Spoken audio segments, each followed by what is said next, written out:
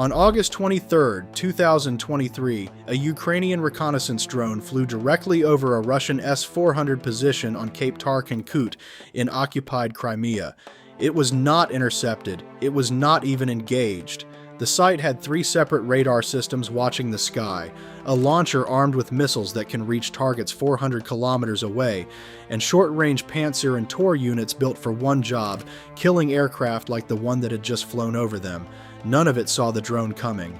Minutes later, a second drone hit the launcher directly, and the missiles loaded and ready to fire went up with it. Ukrainian military intelligence filmed the entire strike from a scout drone hovering in the exact airspace that system existed to defend. But that single strike sits inside a growing geolocated record of Russia's most advanced air defense system, losing to drones that cost less than a used car. The reason it keeps happening sits in physics, not politics. To understand why a system like that keeps losing, start with what it is actually built to do. The S-400 Triumph is Russia's premier long-range air defense system. On paper, it can track hundreds of targets at once and engage aircraft, cruise missiles, and ballistic threats out to 400 kilometers. A single battery, according to U.S. intelligence estimates, runs close to $500 million.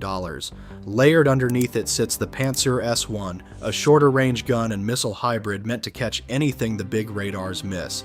Together they form what Russian doctrine calls an echeloned air defense network. Long-range systems watch the horizon, short-range systems cover what's close. On paper, there is no gap. In practice, this network has been penetrated, filmed, and destroyed by first-person view drones that retail for a few $100s. Since 2022, open-source investigators at Oryx, who only count losses backed by photo or video evidence, have documented at least 37 destroyed Pantsir S-1 systems in Ukraine, with 44 total losses, including damaged and captured units. Ukraine's own security service claims the real number is closer to half of Russia's entire Pantsir fleet since the start of 2025 alone. Russian state media rarely frames it this way. Officials report air defense as a nightly success story, hundreds of drones intercepted, threats neutralized. Independent analysts cross-check those tallies against impact sites, and the impact sites keep showing up in places the official count never mentions. We'll come back to that gap between claim and reality later in this video.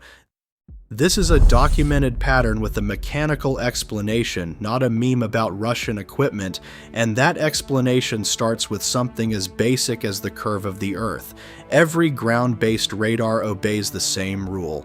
It cannot see past the horizon because the Earth curves away beneath the radar beam. The higher the radar sits, the farther it sees. The lower the target flies, the closer it has to get before the beam finds it. A radar mounted a few meters off the ground, scanning for a target flying 30 or 40 meters up, might not detect that target until it is only a few kilometers out. For a drone moving at 100 kilometers per hour, that is barely a minute of warning if the operators are even watching that sector. Radar engineer Stephen Pendergast, who consults on radar and sensor systems, put it plainly to defense outlet Eurasian Times. If 2 ground radars sit more than 30 miles apart, anything flying low enough can pass beneath both horizons without either one seeing it. Russia's own S-400 batteries are frequently spaced 70 to 75 kilometers apart. That spacing leaves uncovered corridors between them, corridors a low-flying drone can fly straight through without ever crossing a radar beam. Altitude compounds the problem. In February 2023, Russian reports confirmed that a pair of Ukrainian UJ-22 drones flew through defended airspace at just 35 to 50 meters and reached targets deep inside Russian territory without being intercepted. Neither drone is stealthy. Both have a radar signature large enough that a properly positioned system should have caught them. The fix exists. The 40V6M mobile mast system can lift an S-400 radar 25 to 40 meters into the air, pushing the horizon out and cutting into the low-altitude blind spot. But mast systems take time to raise, they are not present at every position, and terrain, tree lines, and buildings create additional masking that no mast fully solves. A radar operator does not just fight geometry, they fight geography too. A drone that hugs a tree line or follows a river valley can stay masked from a radar that would otherwise see it clearly on open ground, and Crimea's coastline gives an attacker plenty of both to work with. The result is a defense network optimized to catch a fighter jet at high altitude and poorly positioned to catch a drone skimming the treetops. The third failure point is capacity.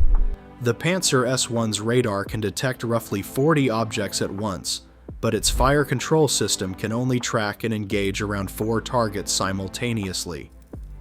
Send 5 drones instead of 4, staggered by seconds instead of minutes, and the system runs out of channels before it runs out of targets.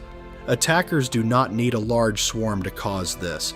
A handful of drones approaching from different bearings, timed a few seconds apart, is enough to force the crew to choose which threats get engaged and which ones get ignored. This is not a hypothetical. Russia's own defense industry has since fielded an upgraded Pantsir variant carrying 48 ready-to-fire missiles, specifically to increase engagement capacity against mass drone attacks. A weapons upgrade built to solve drone swarm saturation is, on its own, an admission that the original system could not handle it.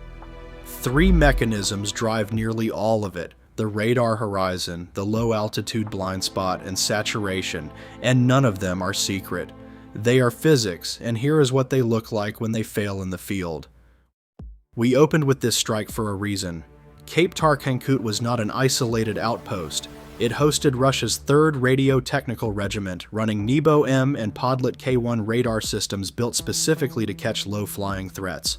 Short range. Tor and Pantsir units sat nearby for backup. Every layer of the defense that low-altitude drones are supposed to struggle against was present at that site. A loitering munition still reached the launcher. A second drone still filmed the aftermath from directly overhead, undetected in the same airspace. Ukrainian intelligence called it a painful blow to occupied Crimea's air defense, given how few S-400 systems Russia has to spare.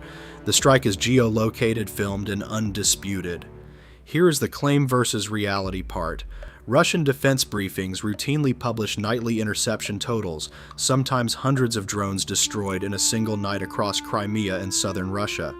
Independent monitoring groups cross-reference those totals against verified impact sites and satellite imagery, and the two numbers regularly disagree. Officials have, on occasion, left entire regions with confirmed drone strikes off the published tally altogether. Geolocated footage, like the Tar-Cancut strike, is what closes that gap. A launcher does not detonate on camera because a press release said the threat was intercepted. Nearly 3 years later, the pattern repeated. Ukraine's unmanned systems forces struck another S-400 position, this time near the village of Kurortny in Crimea. Commander Robert Madyar Brovdy confirmed the operation, releasing drone footage of the site taken before the strike, showing operators standing in the open near their equipment. The same night, Ukrainian drones also hit an OSA air defense system in the Zaporizhzhia sector and struck a decoy Pantsir position at a Luhansk airfield, a detail that says as much about Russian countermeasures as the real strikes do. Decoys only work if the enemy cannot tell them apart from the real thing. This time, Ukraine hit both. This was not a single lucky sortie either.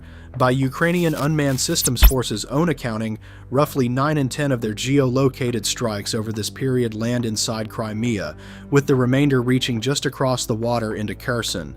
That's a sustained, mapped campaign against a specific air defense belt, not scattered harassment, run week after week against the same systems this video has been describing. This pattern predates the Ukraine war entirely. During the 2020 Nagorno-Karabakh conflict, Azerbaijan used Israeli-made Harop loitering munitions against Armenian air defenses equipped with Russian-built Pantsir S-1 and S-300 systems. The Harop is fast for a drone, has a small radar cross-section, and attacks from directly above, where a ground-based Pantsir's coverage is thinnest. Oryx confirmed multiple Pantsir S-1 losses in that conflict alone. It was the first large-scale camera-documented proof that this exact air defense family had a repeatable weakness against drones. Ukraine did not discover the flaw, it inherited it. 3 conflicts, 6 years apart, and the same system family keeps producing the same failure mode and the same result: verified geolocated footage of the strike, and no verified footage of the S-400 or Pantsir firing back in time. That repetition is the actual evidence here, not one lucky drone, not one bad day for one crew, but a pattern that shows up on 3 different battlefields against 3 different operators over 6 years. But none of this makes the S-400 a bad system. Against a fighter jet at altitude or a cruise missile on a predictable flight path, it performs the job it was designed for. The problem is that modern drone warfare does not attack the system where it is strong. It attacks the seams, the gap between radar stations, the meters just above the ground, the 4th and 5th target a fire control system cannot track in time. This is also not a uniquely Russian problem. In September 2019, low-altitude drones and cruise missiles struck Saudi Arabia's Abqaiq oil processing facility, protected at the time by American-made Patriot batteries, and the Patriots never engaged. The missiles came in low, under the system's engagement envelope, exactly the same physical loophole this video has spent the last several minutes explaining. Different country, different manufacturer, same geometry. Russia is not ignoring its version of this problem. The 48 missile Pantsir loadout, wider deployment of mobile radar masts, and reported interest in aerostat coverage are all direct responses to exactly the failure modes covered in this video. That is the clearest confirmation available that the vulnerability is real. You do not redesign a weapon system to fix a problem that does not exist. The lesson is not that expensive air defense is obsolete. It is that a $500 million system built for yesterday's threat still has to answer for a $1,000 threat it was never built to see. So that's the mismatch. Not a meme, not a talking point, but 3 physical limits stacked on top of each other, a radar horizon that ends a few kilometers out, a blind spot a few dozen meters off the ground, and a fire control system that runs out of channels before the attack runs out of drones. 3 geolocated strikes across 3 different wars show exactly what happens when all 3 line up at once. If you want the next case file the moment it is out, subscribe. Next up is whether Western air defense systems are actually built any differently, or whether they are exposed to the same seams.